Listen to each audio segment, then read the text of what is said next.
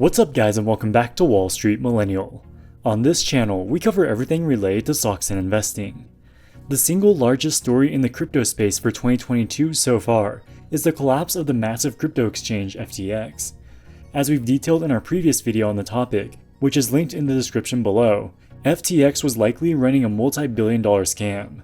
Founder Sam Bankman-Fried allegedly took billions of dollars from FTX depositors to fund his own trading firm Alameda Research, ultimately leading to the collapse of both companies.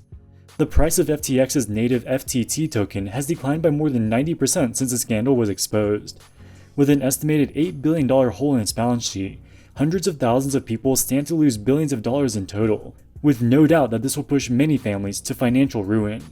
One of the most shocking parts of the whole FTX story is how the media lionized Sam Bankman-Fried as a genius and FTX as a great company almost up until the day of its collapse a few weeks ago. But there were multiple red flags that should have given all investors pause about the company years ago. In 2020, FTX hired a man by the name of Daniel Friedberg as their general counsel, eventually promoting him to chief regulatory officer in 2021. This was a very important role for FTX, as they spent millions of dollars lobbying policymakers in an attempt to influence crypto regulations. On FTX's website, they talked about his prior experience working at a law firm as well as his academic degrees. They conveniently left out perhaps the most significant experience on Friedberg's resume, which was the work that he did in the mid to late 2000s involving an online poker company called Ultimate Bet.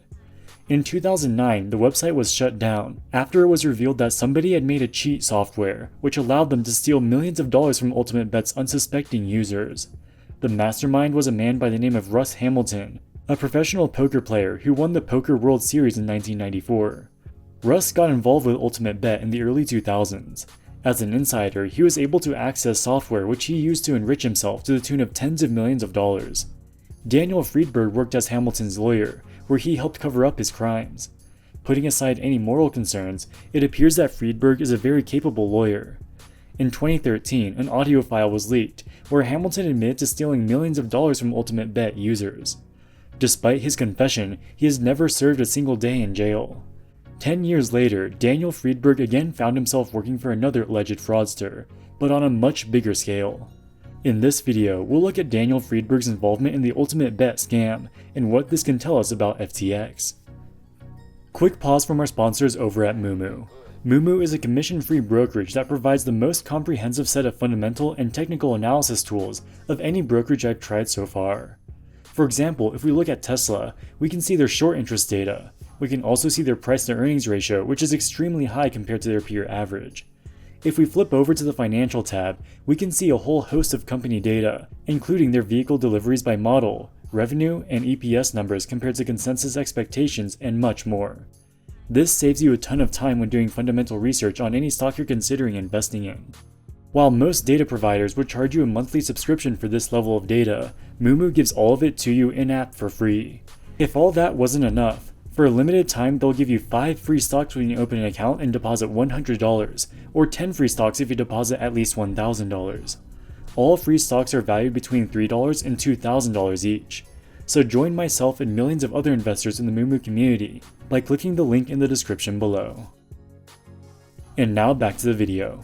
In 2001, Ultimate Bet was created in Canada under the supervision of Kanawaki Gaming Commission. The software was created by a company called Excapsa, which merged with another company called Absolute Poker to run Ultimate Bet. Ultimate Bet was registered in Canada where online gaming was legal, but people in the US also used it. It was technically illegal, but the US authorities for the most part turned a blind eye. To gain greater market share, Ultimate Bet hired the professional poker legend and 1994 World Series champion Russell Hamilton to help run their affiliate program. Russ used his connections in the professional poker world to sponsor a large number of poker professionals. With Hamilton's help, Ultimate Bet exploded in popularity, becoming one of the largest online casinos by the mid-2000s. For all casinos, cheating is a huge problem. With real money on the line, there is always an incentive for people to gain an unfair advantage at the expense of the opponents. Cheating is an especially big concern for online gambling platforms, as the people can play anonymously from anywhere in the world. There is always a risk of someone hacking the software to gain an unfair advantage. In poker, each player's cards are meant to be private. If you can see that your hand is stronger than your opponent's, you can go all in because you know with 100% certainty that you will win the hand, and vice versa if your cards are weaker. With such an advantage, you are all but guaranteed to win, regardless of your opponent's skill level. Ultimate Bet knew cheating could be a big problem, so in the early 2000s they created a software which was later codenamed Audit Monster. Audit Monster had the ability to see the cards of any player on the platform. Its original purpose was to watch the hands of suspicious accounts to make sure they weren't doing anything nefarious. They knew that this software could easily be abused if it got into the wrong hands. To prevent this, in the computer code they added a 30-minute delay as to when the player's cards can be viewed. This way, Audit Monster could not be used to cheat in real time. It could only be used to audit suspicious players after the fact. As an insider at Ultimate Bet, Russ Hamilton knew about Audit Monster and saw its massive potential. He got a hold of the software and hired a computer programmer to remove the 30-minute delay. Starting in the mid-2000s, online poker forums started talking about an anonymous account on Ultimate Bet called Neo, which appeared to have a suspiciously high win rate. In 2008, an Australian mathematician by the name of Michael Josem reviewed Neo's win rate, comparing it to the win rates of normal accounts. Neo's win rate was anomalously high. In Josem's words, the chance of winning as consistently as Neo was akin to winning a 1 in a million lottery 4 days in a row. By this point, the cheating allegations were widely reported in the mainstream media. Russ Hamilton knew that it was just a matter of time before the cheating software was exposed, so he called an emergency meeting with his lawyer Daniel Friedberg to come up with a plan.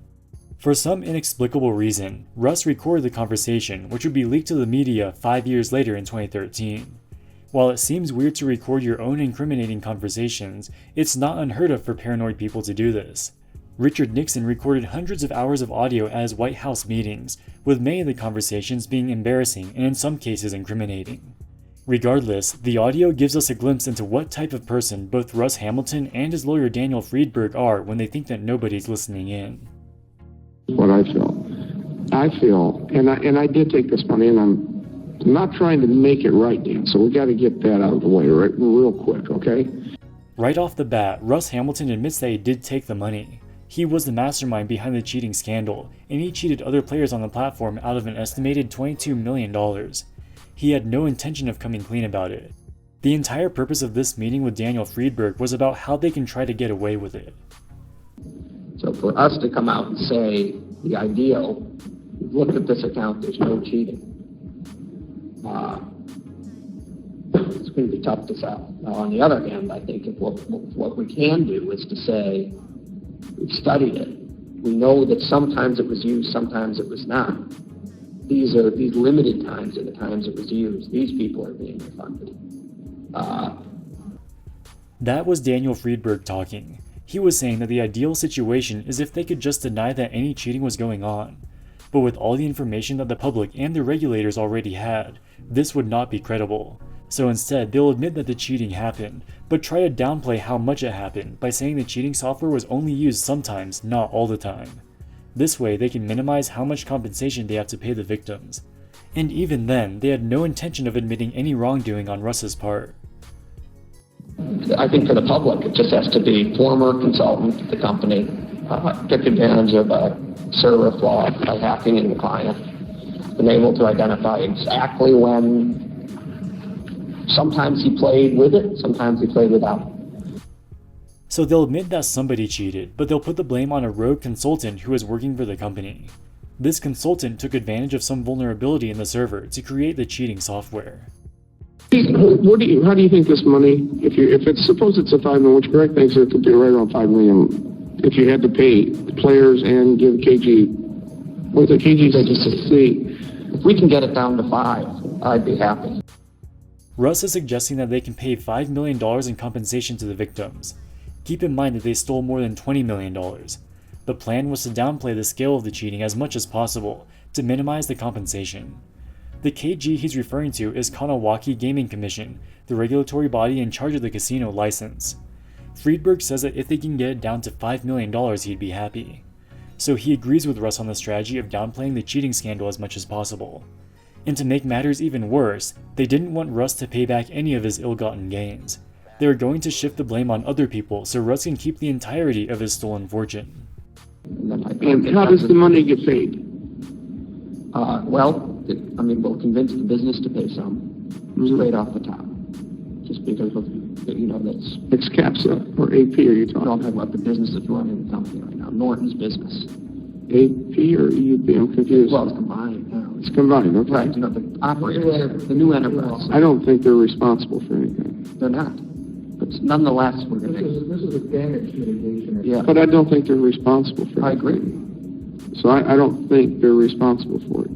Well, they're not morally responsible. However, they did buy this business. When they bought it, you always take a risk when you buy a business. Russ is asking where the compensation money would come from. Friedberg says that they can get the company that owns Ultimate Bet to pay. There's a bit of complicated corporate structure, where Escapesa owned part of it and another company called Absolute Poker owned part of it. Friedberg says that they can get these companies to pay the compensation. Russ makes the point that they shouldn't be responsible. Russ was the mastermind behind the cheating scandal. He did it with neither the consent nor knowledge of Escapesa or Absolute Poker. Friedberg agrees that these companies would not be morally responsible to hold the bag for Russ's cheating, but nevertheless, he was still thinking of a way to get them to pay. But anyway, no, the reason that it's not bad for Carolyn is because it's not bad for this whole, in the big picture, for Carolyn's name to be brought out there, because it shows that Escaps is responsible. She was a VP there. In order to get to Escaps' money legally, they almost have to show fraud, because they've gone through this clean bar process to... Carolyn is an employee of Escapesa, the company that owned part of Ultimate Bet. Carolyn was completely innocent in the affair, but Friedberg was suggesting that they implicate Carolyn as a way to put pressure on Escapesa and get them to pay the compensation. They're fabricating a completely fake story out of thin air to blame everybody but Russ for a crime that Russ masterminded and was the chief beneficiary of.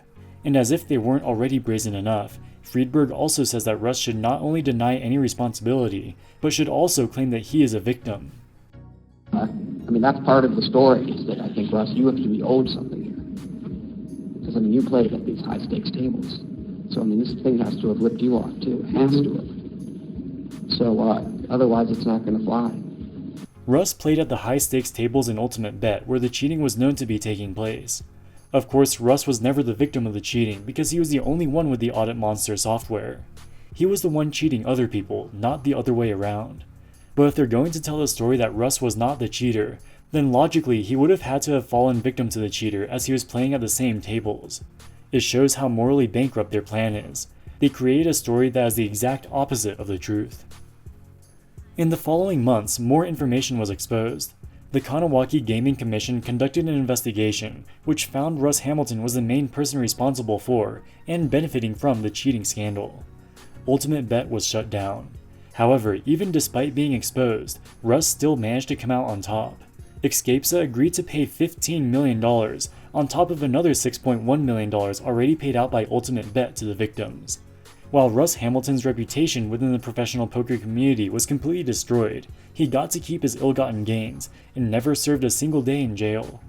This is partly because online gambling was a legal gray zone in the US, and Ultimate Bet was based in Canada. At the end of the day, it looks like Daniel Friedberg's master plan worked. 10 years later, Friedberg gets a job as general counsel of FTX. Friedberg's involvement with Russ Hamilton was widely reported in the media, so it's almost inconceivable that Sam Bankman-Fried wouldn't have known about this. While being involved in a shady online poker scandal might be disqualifying for most jobs, for FTX, this might be exactly the kind of experience that they were looking for. If Friedberg helped Russ Hamilton get away with stealing $20 million, maybe he can help Sam Bankman-Fried get away with stealing $8 billion. Alright guys, that wraps it up for this video. What do you think about the Ultimate Bet cheating scandal? Should Russ Hamilton have been criminally charged?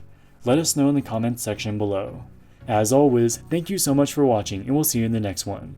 Wall Street Millennial, signing out.